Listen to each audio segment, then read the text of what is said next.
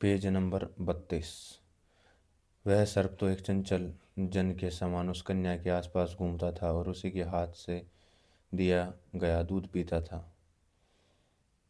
उसे गीत सुनाता था और दिन में कम से कम एक बार यह कन्या अपने हाथों से उसे सहला देती थी। एक दिन भर स्वर्गीय आनंद का अनुभव करता था। किसी किसी दिन उसके स्पर्श मात्र से ही नाग को इतना संतोष नहीं हो पाता था। वह उसके मुख पर टक लगाने की उच्छृंखल इच्छा से भी विहल हो उठता था।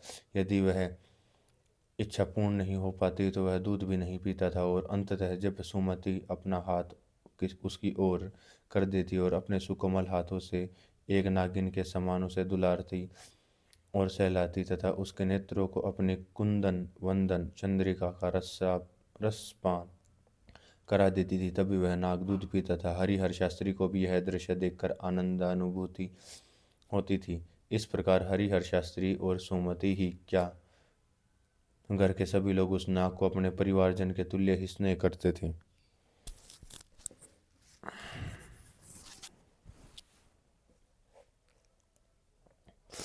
उस सर्प के साथ खेलते खेलते ही सुमति की दृष्टि सामने की ओर गई तो उसे लगा कि दूर खड़ा कोई हाथ के इशारे से बुला रहा है। वह बोल उठी, बाबा देखो तो वह कौन है, आप यहाँ खड़े हैं यह उसे पता है, किंतु वह वहाँ क्यों खड़ा है। हरिहर शास्त्री ने उस ओर दृष्टिपात किया और बोले, यह तित्यों का नेता कंबू है। सुमति कई बार अपने पिता के मुख से कंबू की प्रशंसा सुन चुकी थी, अतः बोली, बाबा ऐसे विद्वान मनुष्य को यहाँ क्यों नहीं बुला लेते। शास्त्री जी बोले, अरे यदि मैंने थिया को यहाँ बुला लिया तो कल ये सारे ब्राह्मण मुझे यहाँ से निकाल कर बाहर कर देंगे, अतः मैं ही उसके पास चला जाता हूँ।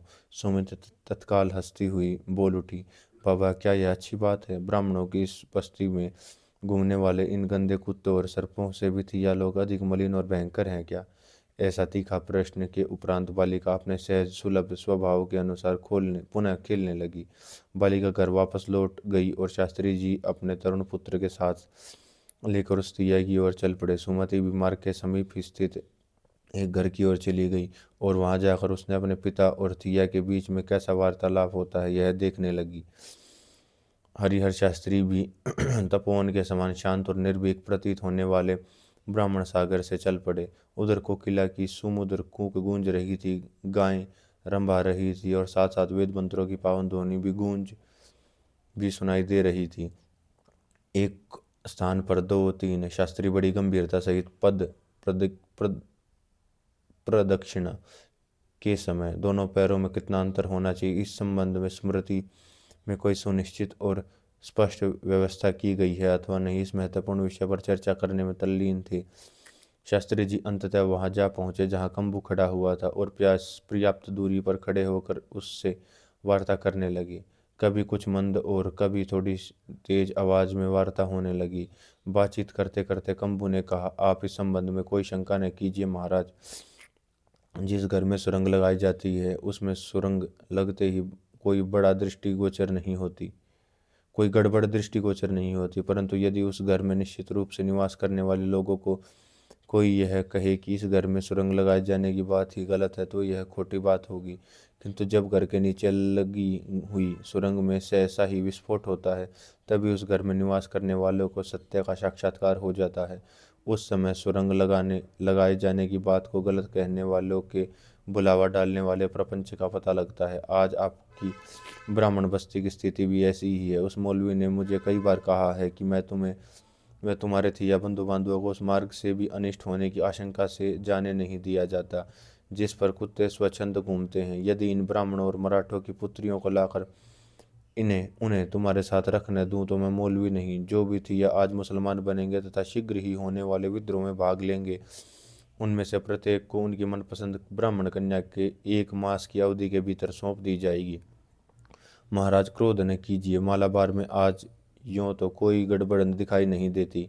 आज आपके इस शांत तपोवन में जहाँ कोकिला की मधुर तान सुनाई पड़ती है वहाँ भी मोपले मुसलमान द्वारा राक्षसी धर्म युद्ध की भयंकर सुरंग बिछाई जा रही है। उस तिया के इस कथन का शास्त्री महोदय पर भी थोड़ा सा प्रभाव हुआ और उन्होंने कुछ चिंतायुक्त आवाज में कहा, उस मौलवी सरी के 10-5 धर्मोन्मत्त लोगों की मारधाड़ से भयभीत हो जाए। ब्रिटिश राज्य इतना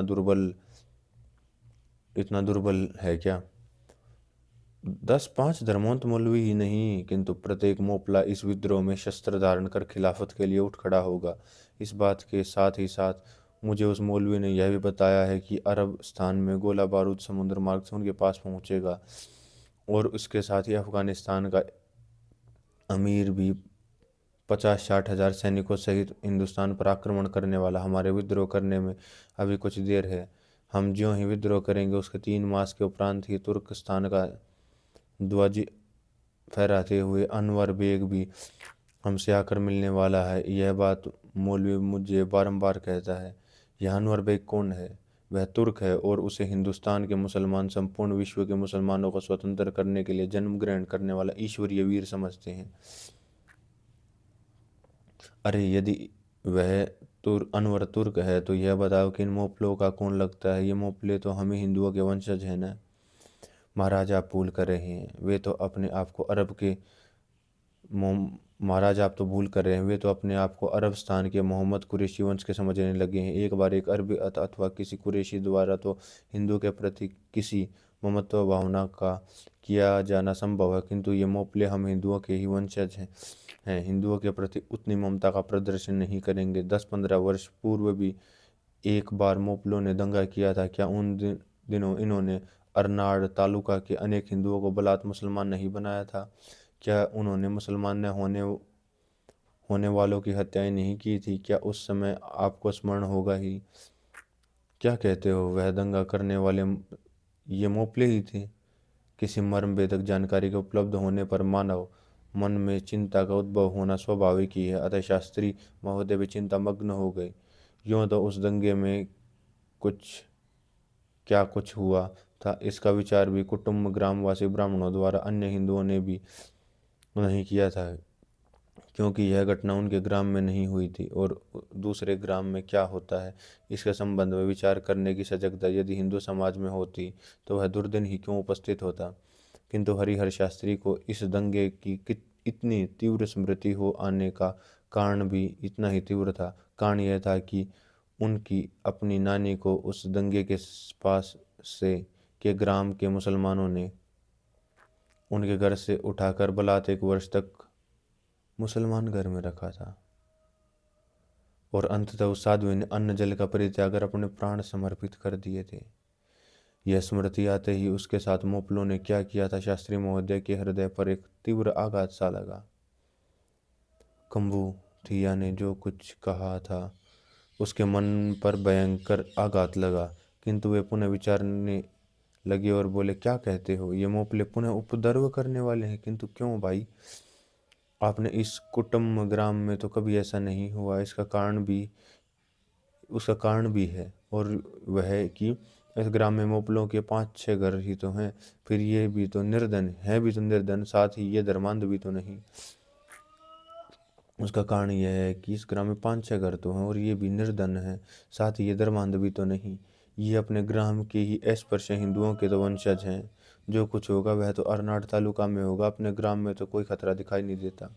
महाराज क्या कहा कि इस ग्राम पर कोई संकट नहीं आएगा? ओहो, हिंदू अस्पृश्यों के ही वंशज जो 4-5 मोपला कुटुंब आपको गरीब दिखाई देते हैं, उन्हीं के साथ वह मौलवी भी है न, वही मौलवी जिसने मुझे मुसलमान होने की इच्छा कर रखने वाले प्रत्येक थिया को उसकी मनपसंद ब्राह्मण व न्यायर कन्या अर्पित करने की घोषणा की थी। कि इस बार सभी मोपले एक साथ ही विद्रोह आरंभ करने वाले। यदि यह मान भी लिया जाए कि अर्नाड तालुका में निवास करने वाले हिंदुओं के समक्ष भले ही भयंकर संकट उपस्थित हो जाए, किंतु आपके इस कुटुंब ग्राम में शांति ही बनी रहेगी, तो भी मैं सोचता हूँ कि क्या अर्नाड तालुका के हिंदुओं के समक्ष उपस्थित होने वाले भयंकर संकट में हम भागीदार नहीं बनेंगे। उनकी स्त्रियों और बच्चों पर जो संकट आएगा वह संकट अपने ही परिवार पर आया है। क्या ऐसा समझकर आप उनकी सहायतार्थ नहीं दौड़ेंगे? क्या वहाँ के हिंदुओं की बहनें आपकी बहनें नहीं हैं? क्या उनके देवालय आपके देवालय नहीं हैं?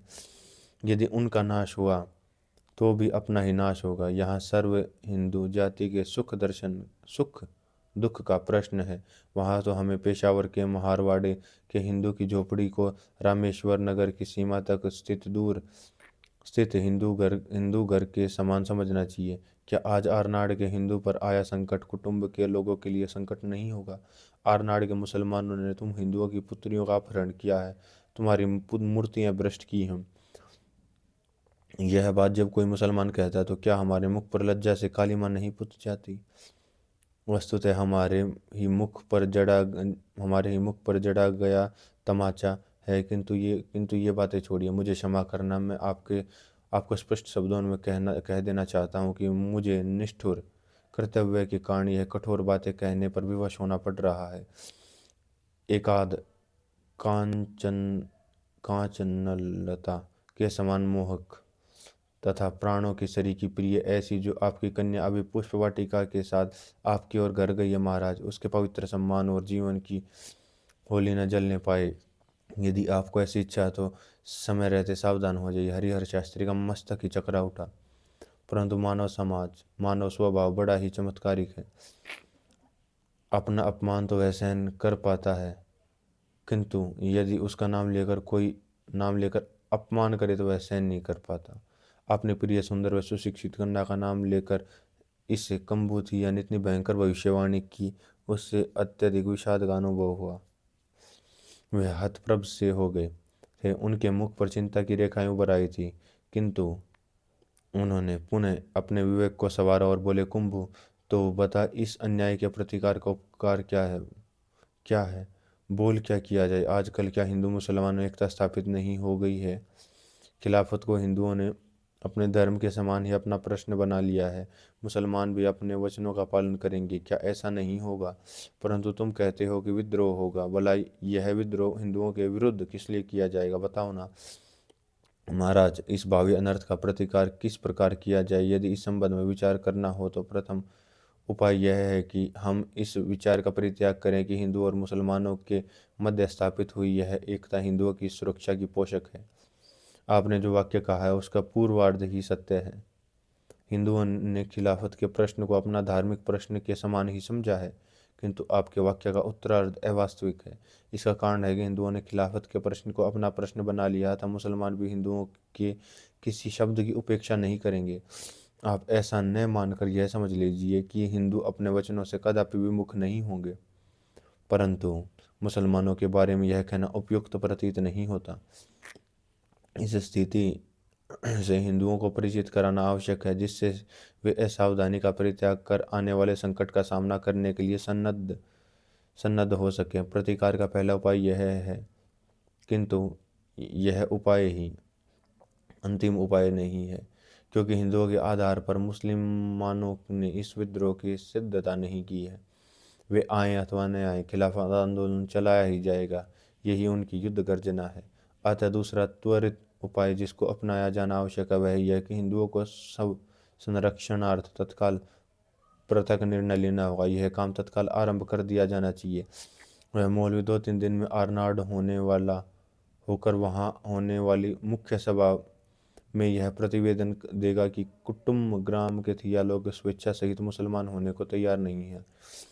अन्य जातियों से तो यह बात कही ही नहीं जाएगी। कुटुम्ब ग्राम के का नाम भी उनके द्वारा उस सूची में सम्मिलित कर लिया जाएगा, जिनकी सूची इस दृष्टि से बनाई गई है कि विजय के उपरांत वहां की जनता को बलात् मुस्लिम धर्म स्वीकार कराया जाएगा और उनकी संपूर्ण संपत्तियों को काफिरों की समझकर लूट लिया जाएगा। इस व्यवस्था के अनुसार हिंदू स्त्रियां भी धर्मवीरों की न्याय सिद्ध लूट का माल बनेंगी।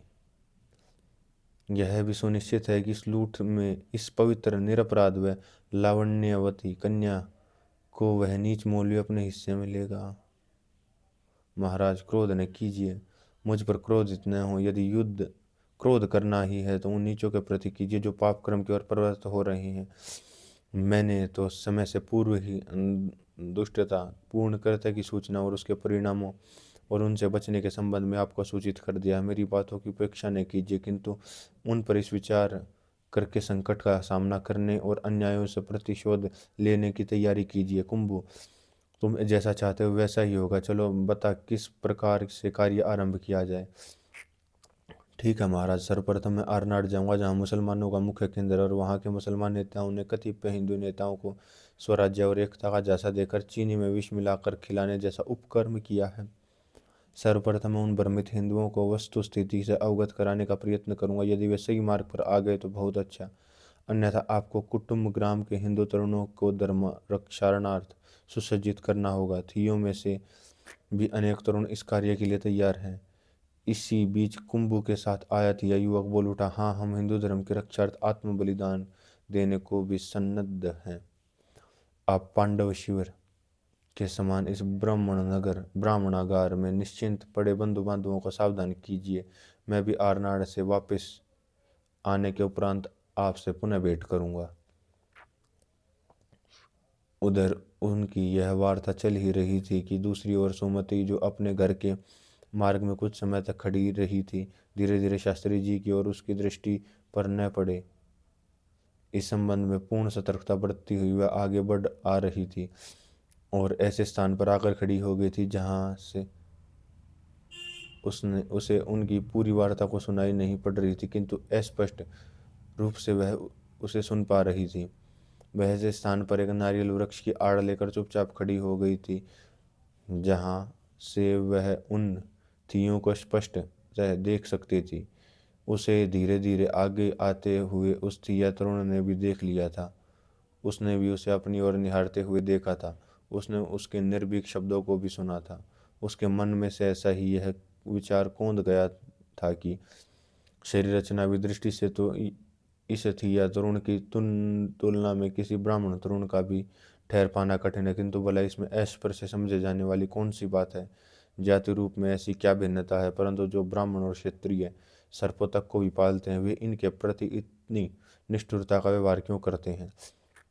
अपने हृदय में ऐसे सहानुभूतिपूर्ण विचार समाये रमाए सुमति ने बड़ी सावधानी रहित सहित उस थैया तरुण पर दृष्टिपात किया, और उस तरुण की भी दृष्टि उन पर गड़ गई। उस तरुण के मन में भी यह विचार आया कि उसके साथ वार्तालाप करे। उसकी दृष्टि में ऐसी ही सहानुभूति की रेखा को पुनः देख पाने के लिए उसके मन ही मन यह निश्चय किया कि वह किसी भी महान कार्य के लिए अपने प्राण को न्यौछावर कर देगा। इधर कंबू और शास्त्री महोदय में चल रहा वार्तालाप समाप्त हो गया और कंबू ने साष्टांग दंडवत कर शास्त्री महोदय से विदाई ली। उस थिया तरुण ने भी चलते चलते पीछे की ओर निहारा तो उस ब्राह्मण कन्या की वह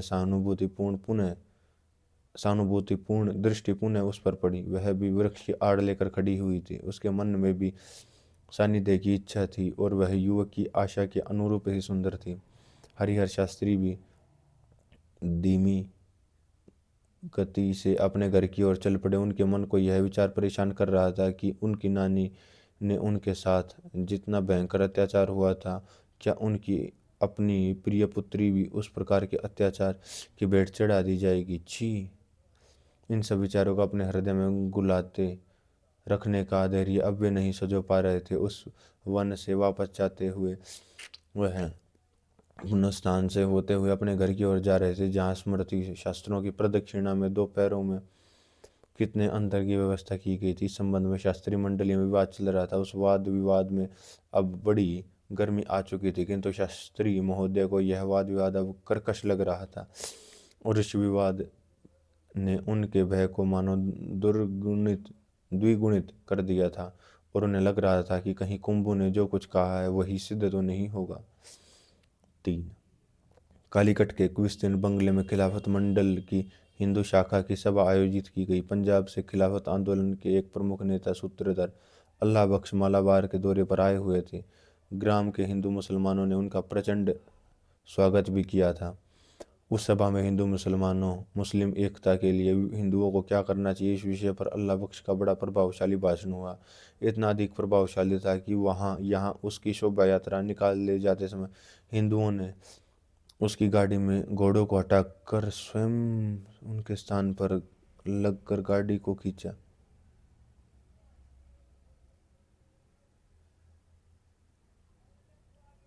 इस शोभा यात्रा में सहसा ही किसी ने वंदे मातरम का जय घोष लगा दिया, और किंतु उस भले आदमी को ऐसा एक भी मूर्ख व अनुदार हिंदू ने मिल पाया जो कि उसकी इस ध्वनि में अपनी ध्वनि मिला पाता। मुसलमानों ने इस शब्द का उच्चारण क्यों नहीं किया? ऐसी आपत्ति उठाकर शांत वृत्ति का परिचय दिया। उसने अपने हिंदू नेताओं ने यही आज्ञा दी कि अल्लाह अकबर का जय घोष लगाना चाहिए, जिससे कि संसार को यह दिखाया जा सके कि हिंदू मुसलमानों की एकता जिससे कि संसार को देखा जा सके हिंदू मुसलमानों की एकता किस प्रकार सुदृढ़ होती जा रही है।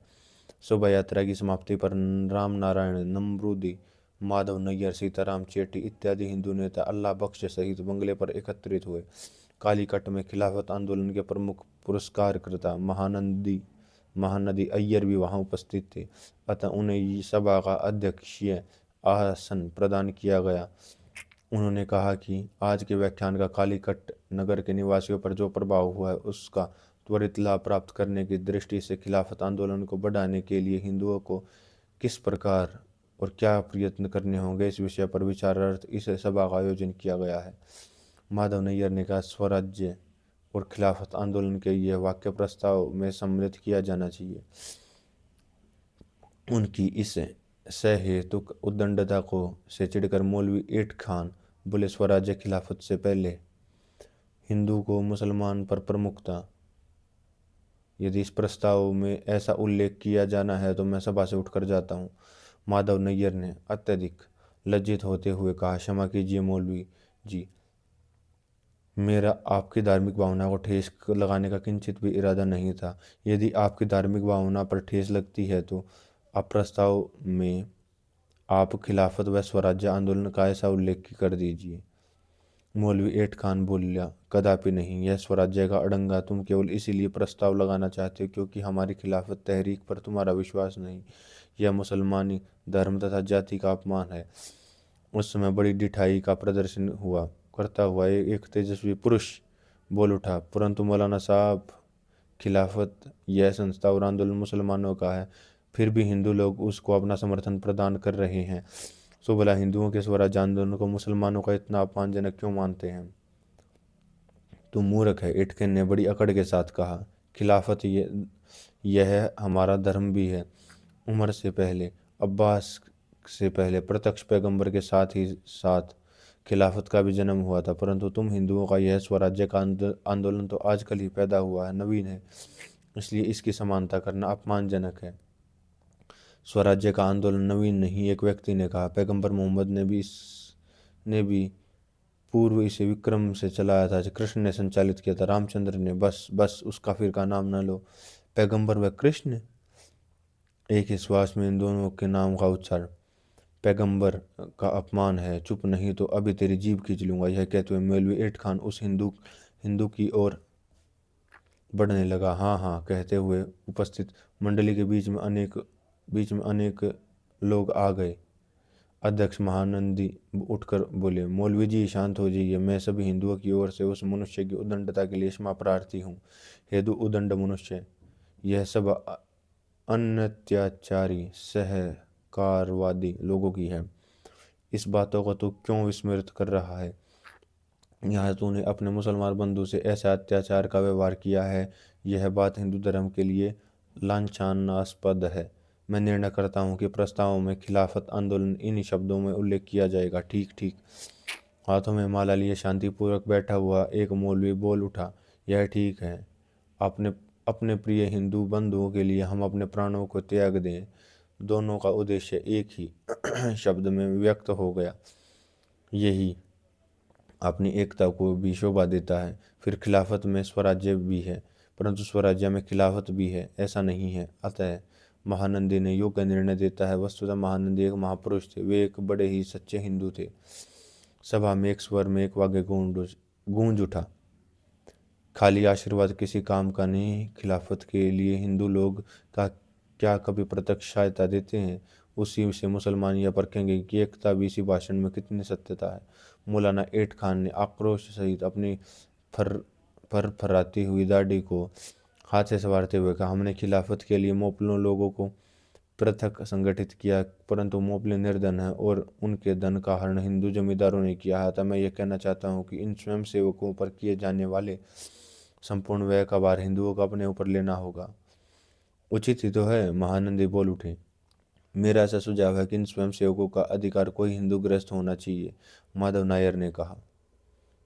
क्यों, क्या तुम्हें मुसलमानों पर अधिक विश्वास है? मुसलमानों के ऊपर हिंदू अधिकारी? यह तो मुसलमानों के धर्म का अपमान है। मुसलमान गुलाम बनने के लिए पैदा नहीं हुए। मुसलमान धर्म का अपमान है। मुसलमानों के ऊपर हिंदू अधिकारी? मुसलमान गुलाम बनने के लिए पैदा नहीं हुए। उनका जन्म तो राज्य के लिए हुआ है। क्षमा कीजिए मौलाना साहब, मेरे कथन का तात्पर्य यह नहीं था कि किसी पिटे हुए व्यक्ति के सामने गिड़गिड़ाते हुए माधव नायर ने कहा। वह बोले, यदि आपकी धार्मिक भावना की चोट लगती है तो मैं सुझाव देता हूँ कि इन स्वयंसेवकों अथवा सैनिक मुस्लिम अधिकारियों के नेतृत्व में हिंदू स्वयंसेवक भी सम्मिलित हों। एट खान ने कहा, कदापि नहीं। खिलाफत आंदोलन का संचालन मुसलमान स्वयंसेवक द्वारा ही किया जाए, यही हमारा धर्म है। उमर से पहले, अब्बास से भी पहले, पैगंबर ही के समय से मुसलमानी खिलाफत रक्षण का कार्य मुसलमान ही करते आए हैं। ऐसा ही हुक्म है। काफिरों से केवल जजिया लिया जाए, किंतु प्रत्यक्ष स्वयंसेवक के रूप में उन्हें कदापि न शामिल किया जाए। परंतु माधव नायर तनिक आग्रह करते हुए बीच में ही बोल उठे। उन्हें डांटते हुए एट खान गरजा, तो चुप मूर्ख, खिलाफत का रक्षण करने के लिए मुसलमान ही स्वयंसेवक होंगे, यही हमारा धर्म कहता है। तूने सुना नहीं क्या कि तेरा सुझाव नवीन है? हमारे साथ साथ ही हमारा इससे अपमान भी होता है। हमारे धर्म के विरुद्ध कोई कुछ भी नहीं कहेगा तो हम उसकी जीभ खींच लेंगे। ऐसा कहते हुए मौलवी इस पाखंड मंडली से उठकर जाने लगा। उस समय आप क्यों जाते हैं, आप क्यों जा रहे हैं कि गुहार लगाकर मंडली के बीच में कई व्यक्ति खड़े हो गए। अध्यक्ष महानंदी के खड़े होकर, अपने शांत हो मौलवी जी। माधव नायर का सुझाव निश्चित रूप से अपने मुसलमान बंधुओं पर हिंदुओं का अविश्वास व्यक्त करने वाला मुसलमान गुलाम होने के लिए जन्म नहीं लेता। यह मुसलमान की वाणी निश्चय ही अभिनंदनीय है। माधव नायर, यहाँ जो लोग एकत्रित हुए हैं वे सभी अन्य अन्यत्याचारी और असहकारितावादी हैं। इस पर भी तुमने अपने शब्दों से मौलवी साहब का दिल दुखाया है। क्या यह बात तुम्हारे लिए शोभा देती है? मैं यह निर्णय देता हूँ कि हमारे मुसलमान बंधुओं को खिलाफत रक्षण के लिए स्वयंसेवकों का पृथक गठन करने का पूर्ण अधिकार है। इन पर होने वाला वह संपूर्ण खर्च जिसे इन मौलवी साहब ने जजिया कहा, हिंदुओं ही वहन करेंगे। ठीक ठीक, हाथ में माला लेकर बैठे हुए शांत मौलवी ने कहा, यह ठीक है, परंतु मैं अपने परम प्रिय हिंदू बंधुओं के इस प्रेम से मोहित हो गया हूँ। मैं यह सुझाव देता हूँ कि हिंदुओं द्वारा मुसलमानों को जो धन दिया जाएगा उसे जजिया न कहकर वर्गणी कह जाने का उदारता प्रदर्शित की जानी चाहिए। मौलवी एक महान पुरुष थे। मौलवी, हम हिंदुओं के हितैषी हैं। सभा में उपस्थित हर एक हिंदू स्वर से बोल उठे। मौलवी मेरे सगे भाई है, महानंदी बोला, और उनकी इस नितांत उदारता के से उऋण होने के लिए मैं यह निर्णय देता हूँ कि यदि हम हिंदुओं से मुपला स्वयंसेवकों के लिए खर्च किए जाने वाले पर्याप्त धन की प्राप्ति न हो पाए तो हमारे मुसलमान बंधुओं को धन वसूली के लिए प्रत्येक शक्य उपाय व्यवहार में लाने का अधिकार है। स्वीकार है, स्वीकार है। उपस्थित हिंदूजनों के कंठों में समवेत स्वर गूंज उठा। महानंदी निश्चय ही महापुरुष में मुसलमान बोल उठे। उस शांत बोलवे ने कहा, महानंदी मेरे बड़े भाई हैं, परंतु मेरा यह निवेदन है कि इस निर्णय पर हिंदुओं की भली भांति विचार कर लेना चाहिए। प्रत्येक शक्य उपाय द्वारा मुसलमानों को हिंदुओं से धन वसूलने का अधिकार होगा। इसका तात्पर्य क्या उनके घर लूटे जाएंगे? क्या उनकी देव मूर्तियां भी? ये काफिर हैं, पकड़ो साले को, गिरा दो। ऐसा कहते हुए मौलवी एट खान ने अपने साथियों को उस व्यक्ति पर भूखे सिंह के समान टूट पड़ने को कहा। महानंदी यह दृश्य देखकर चिढ़ गया और तेजस्वी पुरुष की ओर देखते हुए बोला, यह अन्यात्याचारी लोग की सभा, यहाँ लूटमार का नाम भी अपने मुख से न निकालना। हमारे यहाँ मुसलमान बंधुओं पर विश्वास है, वे जो करेंगे ठीक ही करेंगे। इस प्रकार के वाक्य को सुनते हुए भी गड़बड़ से किंचित मात्र भी न घबराते हुए व्यक्ति बोला, आहा, जो लूटमार शब्द का उल्लेख करता हो वह तो अत्याचारी है, किंतु जो लूटमार करता वह क्या है? इस वाक्य को सुनकर तो वह शांति से बैठा हुआ मौलवी खोल उठा। सीताराम चेटी उस मौलवी के पास पहुंचा और उस व्यक्ति से कहने लगा, नीच, तुम हिंदू मुसलमानों की एकता का बिगाड़ कर रहे हो। लूटमार का नाम और इस सभा में, और उसने उस व्यक्ति को जोर का एक आघात लगाते हुए कहा, क्या तुझे विदित नहीं है कि हम अन्याचारी असहकारितावादी हैं? उस समय नारायण नम्रूदी ने उस व्यक्ति पर एक लात ठोक दी और बोला, क्या तुझे पता नहीं कि हम सीताराम चेटी अनित्याकारी अनत्याचारी हैं? वह मौलाना एट खान भी वहां पहुंच गया और उसने व्यक्ति की गर्दन को अपने हाथ से पकड़ लिया और बोला, काफिर, क्या तुझे पता नहीं कि नारायण नमरूदी अन्याचारी असहकारवादी है? अब उस व्यक्ति की सहनशीलता कैसी हो गई तो उसने दांव लगाकर अपनी गर्दन मौलाना को पकड़ से छुड़ा ली और आक्रोश से फड़फड़ाती हुई दाढ़ी को एक हाथ में दबा लिया और दूसरे हाथ में उसके श्रीमुख पर चपत जड़ने आरंभ कर दिए।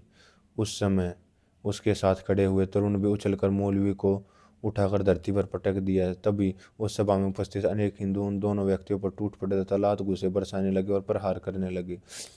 वे दोनों रक्त से लथपथ हो गए, परंतु उन्होंने उस मौलवी को अपनी पकड़ से मुक्त नहीं होने दिया। थोड़ी देर बाद उन उन दोनों तथा अन्य लोगों के खड़े हो जाने, जिसमें महानंदी भी सम्मिलित था, सभा में कुछ शांति हुई। महानंदी ने आज्ञा दी कि उन दोनों व्यक्तियों को उनके अत्याचारी व्यवहार के कारण सभा से बाहर निकाल दिया जाए। माधव नायर ने कुछ धीमी आवाज में कहा, परंतु वस्तुतः पहले तो उस मौलवी ने हाथ उठाया था। चुप रहो, मौलाना चीखता हुआ बोला, किसी भी नास्तिक अथवा मूर्ति पूजक पर प्रहार करना हमारा धर्म है। किसी भी नास्तिक अथवा मूर्ति पूजक पर प्रहार करना हमारा धर्म है। उमर से पहले, अब्बास से पहले प्रत्यक्ष पैगंबर ने कुरान में यह हुक्म दिया, पैगंबर पर ईमान न लाने वाले मूर्ति पूजकों से कभी प्रेम न करना। आघात करना यह तो मुसलमानों का कर्तव्य है, किंतु प्रत्याघात करने की जिस नवीन रूढ़ी को हिंदुओं ने अपनाया, यह मुसलमानी धर्म का अपमान है। यह सभा काफिरों की है, अतः मैं इसे बहिर्गमन करता हूँ। कारण यह है कि तुम सभी इन्हीं दोनों के धर्म को मानते हो। इनको जान से क्यों नहीं मार डालते? रुकिए मौलवी जी, मैं इन्हें जान से मार देता हूँ, रामचंद्र चेटी बोले।